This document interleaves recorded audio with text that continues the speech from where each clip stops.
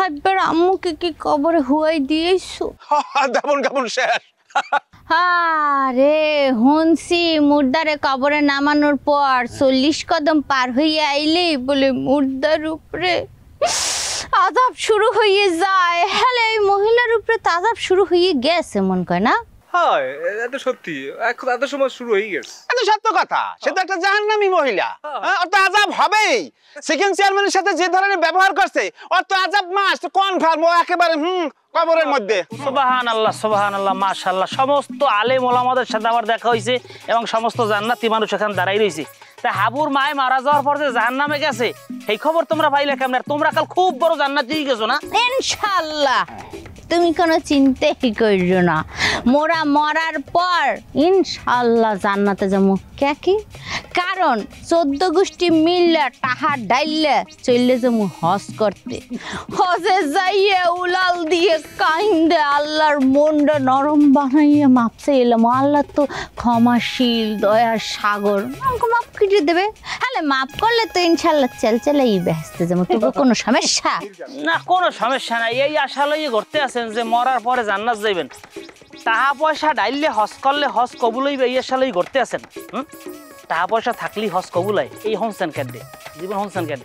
শোনেন, টাকা পয়সা থাকলেই হজ কবুল হয় না। হজ কবুল হইতেই লাগে নিজের মন নরম করতে হয়, দিল নরম করতে হয়, মন থেকে পবিত্র হইতে হয়।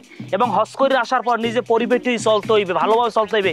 মানুষের উপরে নির্যাতন করা যাবে না, নিপীড়ন করা যাইবে না, মানুষকে ঠকান যাইবে না, অন্যায় করা যাইবে না, জুলুম করা যাইবে না। আগে নিজের মন শক্ত করেন, মন ভালো করেন। খালি টাকা পয়সা থাকলেই হজ কবুল হয় না। ওরে মোর খোদা রে, কেডা মগো সামনে দি গোলাম আলেমা আসছে। শোনেন আপা, কিছু ধর্মের জ্ঞান শোনেন, বলেন বলেন বলেন। এখানে ধর্মের জ্ঞানের কথা কিছু নাই তো, এটা আমার নিজের কথা বলি না আমি, এটা একজন আলেমের মুখ থেকে শুনছি। আমি নামাজের পরে আমি ইমাম সাহেব হুজুরের কাছে বসছিলাম এবং আমি একটু নিয়ত করছি যে আমি কিছু জমি বিক্রি করে আমি হজে যাবো। তো হুজুরের কাছে জিজ্ঞেস করছি, হুজুর হজে যাইতে হইলে হজের নিয়ম কারণ কি? তখন সে আমাকে বলছে যে তুমি যদি হজে যাইতে হও তোমার আগে দুনিয়াবি কাজ যত আছে, লোভ লালসার কাজ, এগুলো পরিত্যাগ করতে হইবে এবং হজে যাওয়ার জন্য পরিপূর্ণ মন মানসিকতা তৈরি করতে হবে। মানুষের সাথে অন্যায় করা যাইবে না, মানুষকে ঠকাই খাওয়া যাইবে না, মানুষের সয় সম্পদ নষ্ট করা যাইবে না, জুলুম করা যাইবে না। এইভাবে যদি তুমি পরিপূর্ণ নিজের মনকে শক্ত করতে পারো তাইলে তুমি হজ করবে এবং হজ করে আসিয়া তুমি সেইভাবে সেই মোতাবেক চলতে হইবে, তাইলেই হজ কবুল করা যায়। অর্থ সম্পদ দিয়ে হজ কবুল হয় না। শেষ হয়েছে মোটামুটি। এই ওয়াজ যদি এখানে সাইমন টাঙ্গাইয়ে বলতি, হলে যদি 5 টাকা কইরেও পাইতি, হ্যাঁ মেলা টাকা হই যাইত। এক মাসের খরচ। হ্যাঁ হ্যাঁ, চল। এই চরিত্র লইয়া আবার জান্নাতে যাওয়ার আশা করে, আগে নিজেকে চরিত্র ভালো করেন। ওরে বাবা রে বাবা, চরিত্রবান, তোরা যে কত চরিত্রবান হ্যাঁ জানি না মনে করছো। চল বাড়ির দিক চল।